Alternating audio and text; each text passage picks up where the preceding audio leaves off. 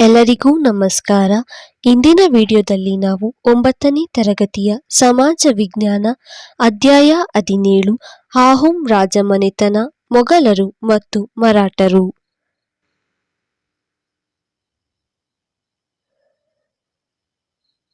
ಖಾಲಿ ಬಿಟ್ಟ ಸ್ಥಳಗಳನ್ನು ಸೂಕ್ತ ಪದಗಳಿಂದ ತುಂಬಿರಿ. ಆಹೋಮ್ ಸಾಮ್ರಾಜ್ಯದ ಸ್ಥಾಪಕ ಡ್ಯಾಶ್.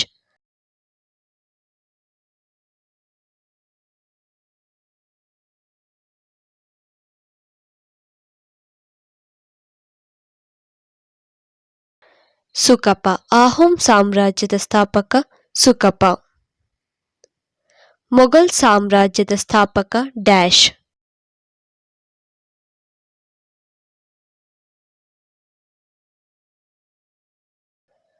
ಬಾಬರ್. ಮೊಘಲ್ ಸಾಮ್ರಾಜ್ಯದ ಸ್ಥಾಪಕ ಬಾಬರ್. ಮೊಘಲರಲ್ಲಿ ಪ್ರಸಿದ್ಧ ಸುಲ್ತಾನ ಡ್ಯಾಶ್.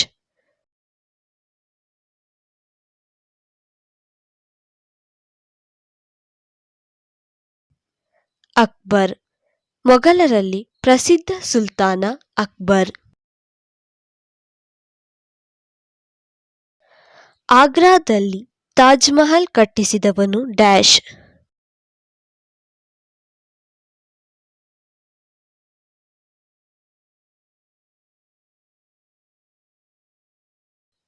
ಶಹಜಹಾನ್. ಆಗ್ರಾದಲ್ಲಿ ತಾಜ್ ಮಹಲ್ ಕಟ್ಟಿಸಿದವನು ಶಹಜಹಾನ್. ದಿನ್ ಇ ಇಲಾಹಿ ಹೊಸ ಪಂಥ ಸ್ಥಾಪಿಸಿದ ಮೊಘಲ್ ಸುಲ್ತಾನ್ ಡ್ಯಾಶ್.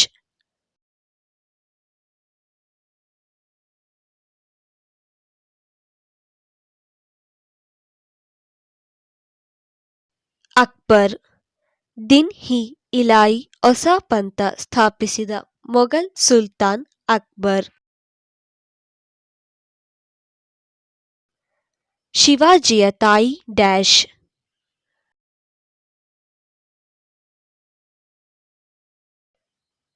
ಜೀಜಾಬಾಯಿ. ಶಿವಾಜಿಯ ತಾಯಿ ಜೀಜಾಬಾಯಿ. ಕೆಳಗಿನ ಪ್ರಶ್ನೆಗಳಿಗೆ ಗುಂಪಿನಲ್ಲಿ ಚರ್ಚಿಸಿ ಉತ್ತರ ಬರೆಯಿರಿ. ಪ್ರಶ್ನೆ 7. ಆಹೋಮ್ ರಾಜಮನೆತನದ ಪ್ರಮುಖ ಸಾಧನೆಗಳನ್ನು ಸಂಕ್ಷಿಪ್ತವಾಗಿ ಬರೆಯಿರಿ. ಉತ್ತರ: ಆಹೋಮ್ ರಾಜರು ಒಟ್ಟು 6 ಸ್ಥಳಗಳನ್ನು ತಮ್ಮ ರಾಜಧಾನಿಯಾಗಿ ಕಾಲಕಾಲಕ್ಕೆ ಅಭಿವೃದ್ಧಿಪಡಿಸುತ್ತಾ ಬಂದರು. ಮೊಘಲರನ್ನು ಆಹೋಮ್ ಸೇನೆಯು 17 ಚಿಕ್ಕ ದೊಡ್ಡ ಯುದ್ಧಗಳಲ್ಲಿ ನಿರಂತರವಾಗಿ ಸೋಲಿಸಿತು. ಭಾರತದ ಇಡೀ ಈಶಾನ್ಯ ಭಾಗವನ್ನು ಒಂದುಗೂಡಿಸಿ ಆಳಿದ ಮಹಾನ್ ಸಾಮ್ರಾಜ್ಯವೇ ಆಹೋಮ್. ಈಶಾನ್ಯ ಭಾರತದ 100 ಬುಡಕಟ್ಟುಗಳನ್ನು ಸೇರಿಸಿ ಆಹೋಮ್ ಸಾಮ್ರಾಜ್ಯ ಸ್ಥಾಪಿಸಿದರು. ಪ್ರಶ್ನೆ 8. ಬಾಬರನ ಸೈನಿಕ ಸಾಧನೆಗಳನ್ನು ವಿವರಿಸಿ. ಉತ್ತರ: ಬಾಬರನು ಭಾರತದ ಮೇಲೆ 5 ಬಾರಿ ದಾಳಿ ಮಾಡಿದನು. ಬಾಬರನು ಇಬ್ರಾಹಿಂ ಲೋಧಿಯನ್ನು 1526ರಲ್ಲಿ ನಡೆದ ಪಾಣಿಪತ್ ಯುದ್ಧದಲ್ಲಿ ಸೋಲಿಸಿ ಭಾರತದಲ್ಲಿ ಮೊಘಲ್ ಅಧಿಕಾರ ಸ್ಥಾಪಿಸಿದನು. ಇವನು ತನ್ನ 4 ವರ್ಷಗಳ ಅವಧಿಯಲ್ಲಿ ಮೇವಾಡದ ರಾಣಾ ಸಂಗ್ರಾಮ ಸಿಂಗ್, ರಜಪೂತ ದೊರೆ ಚಾಂದೇರಿಯ ವೇದಿನಾರಾಯ ಹಾಗೂ ಮಹಮ್ಮದ್ ಲೋಧಿಯರನ್ನು ಸೋಲಿಸಿದನು. ಬಾಬರನು ಪಾಣಿಪತ್, ಗೋಗ್ರಾ ಮತ್ತು ಖಂಡ್ವಾ ಎಂಬ 3 ಯುದ್ಧಗಳನ್ನು ಗೆಲ್ಲುವ ಮೂಲಕ ಉತ್ತರ ಭಾರತದ ವಿಶಾಲವಾದ ಪ್ರದೇಶದಲ್ಲಿ ಮೊಘಲ್ ಸಾಮ್ರಾಜ್ಯ ಸ್ಥಾಪನೆ ಮಾಡಿದನು. ಪ್ರಶ್ನೆ 9. ಶೇರ್ ಶಾಹನ ಆಡಳಿತ ಪದ್ಧತಿಯೊಂದಿಗೆ ಇಂದಿನ ಆಡಳಿತ ವ್ಯವಸ್ಥೆಯನ್ನು ಹೋಲಿಸಿ ನಿಮ್ಮ ಅಭಿಪ್ರಾಯವನ್ನು ಬರೆಯಿರಿ. ಉತ್ತರ: ಶೇರ್ ಶಾಹನು ಮಂತ್ರಿಮಂಡಲ ಸಹಾಯದಿಂದ ದಕ್ಷ ಆಡಳಿತ ನಡೆಸುತ್ತಿದ್ದನು. ರಾಜನ ಪೌರ ಹಾಗೂ ಸೈನಿಕ ಕ್ಷೇತ್ರಗಳೆರಡರ ಅಧಿಕಾರವನ್ನು ತನ್ನಲ್ಲಿಯೇ ಕೇಂದ್ರೀಕರಿಸಿದ್ದನು. ಈತನು ಇಡೀ ಸಾಮ್ರಾಜ್ಯವನ್ನು ಸರ್ಕಾರ ಪರಗಣಗಳನ್ನಾಗಿ ವಿಂಗಡಿಸಿದನು. ಇಂದಿನ ಆಡಳಿತದಲ್ಲಿ ಪ್ರಧಾನ ಮಂತ್ರಿ ಹಾಗೂ ಇತರ ಮಂತ್ರಿಗಳೊಂದಿಗೆ ಆಡಳಿತ ನಡೆಯುವುದು. ಶೇರ್ ಶಾನ ಆಡಳಿತದಲ್ಲಿ ಖಾಲ್ಗಳ ವಿಶ್ವದಳ ಹಾಗೂ ಪಿರಂಗಿ ದಳಗಳೊಂದಿಗೆ ಶಿಸ್ತಿನ ಸೈನ್ಯವೂ ಇತ್ತು. ಇಂದಿನ ಆಡಳಿತದಲ್ಲಿ ಇದೇ ರೀತಿಯಾಗಿ ವಾಯುದಳ, ಭೂದಳ ಮುಂತಾದ ದಳಗಳ ಮೂಲಕ ಆಡಳಿತ ನಡೆಯುವುದು. ಶೇರ್ ಶಾನ ಸಾಮ್ರಾಜ್ಯದಲ್ಲಿ ಬೇಸಾಯಕ್ಕೆ ಯೋಗ್ಯವಾದ ಭೂಮಿಗೆ ಕಂದಾಯ ನಿಗದಿಪಡಿಸಲಾಗಿತ್ತು. ಇಂದಿನ ಆಡಳಿತದಲ್ಲಿಯೂ ಕಂದಾಯವನ್ನು ನಿಗದಿಪಡಿಸಲಾಗಿದೆ. ನಿಷ್ಪಕ್ಷಪಾತವಾದ ನ್ಯಾಯದಾನಕ್ಕೆ ಶೇರ್ ಷಾಹನು ಹೆಸರಾಗಿದ್ದನು. ಅದೇ ರೀತಿ ಇಂದಿನ ಆಡಳಿತದಲ್ಲಿ ನ್ಯಾಯಾಂಗವು ಸರಿಯಾದ ನ್ಯಾಯವನ್ನು ಒದಗಿಸುವುದು.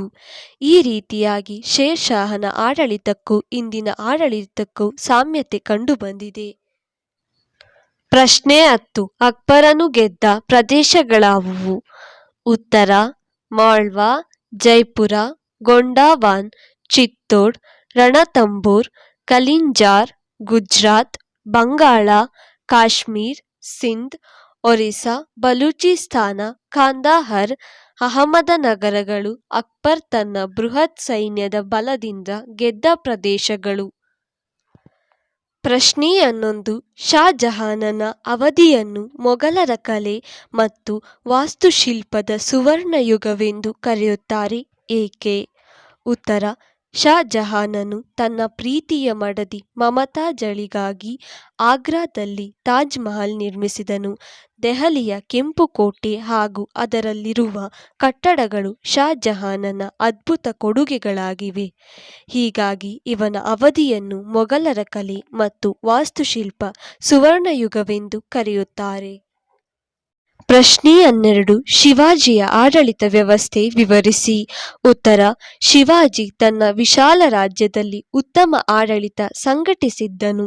ಸಾಮ್ರಾಜ್ಯವನ್ನು ಅನೇಕ ಪ್ರಾಂತ್ಯಗಳಾಗಿ ವಿಂಗಡಿಸಿದ್ದನು. ಅವುಗಳನ್ನು ಸ್ವರಾಜ್ಯ ಮತ್ತು ಮೊಘಲರ ರಾಜ್ಯಗಳೆಂದು ಕರೆಯುತ್ತಿದ್ದರು.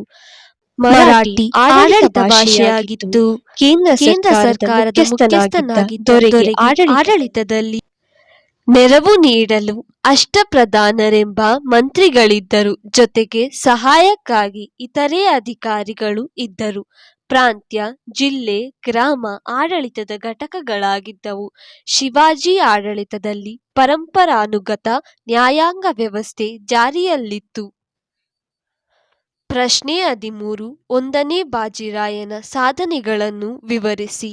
ಉತ್ತರ: 1ನೇ ಬಾಜಿರಾಯನು ಗುಜರಾತ್, ಮಾಳ್ವಾಗಳನ್ನು ವಶಪಡಿಸಿಕೊಂಡರು. ಕರ್ನಾಟಕದ ಚಿತ್ರದುರ್ಗ, ಶ್ರೀರಂಗಪಟ್ಟಣದ ಮೇಲೆ ದಾಳಿ ಮಾಡಿದನು. ಪೋರ್ಚುಗೀಸರಿಂದ ಸಾಲಾಸೆಟ್, ಬೇಸಿನ್, ಸಿದ್ದಿಗಳಿಂದ ಜಂಜೀರಾ ವಶಪಡಿಸಿಕೊಂಡನು. 1ನೇ ಬಾಜಿರಾಯನು ದಕ್ಷತೆಯಿಂದ ಆಡಳಿತ ನಡೆಸಿದನು. ಮರಾಠ ರಾಜ್ಯದ ಕೀರ್ತಿಯನ್ನು ಪುನಃ ಸ್ಥಾಪಿಸುವಲ್ಲಿ ಯಶಸ್ವಿಯಾದನು. ಇದರಿಂದ ಇವನಿಗೆ 2ನೇ ಶಿವಾಜಿ ಎಂದು ಹೆಸರು ಬಂದಿತು. ಈ ವಿಡಿಯೋ ನಿಮಗೆ ಇಷ್ಟವಾಗಿದ್ದರೆ ಲೈಕ್ ಮಾಡಿ, ಶೇರ್ ಮಾಡಿ, ಸಬ್ಸ್ಕ್ರೈಬ್ ಆಗಿ. Thank you for watching.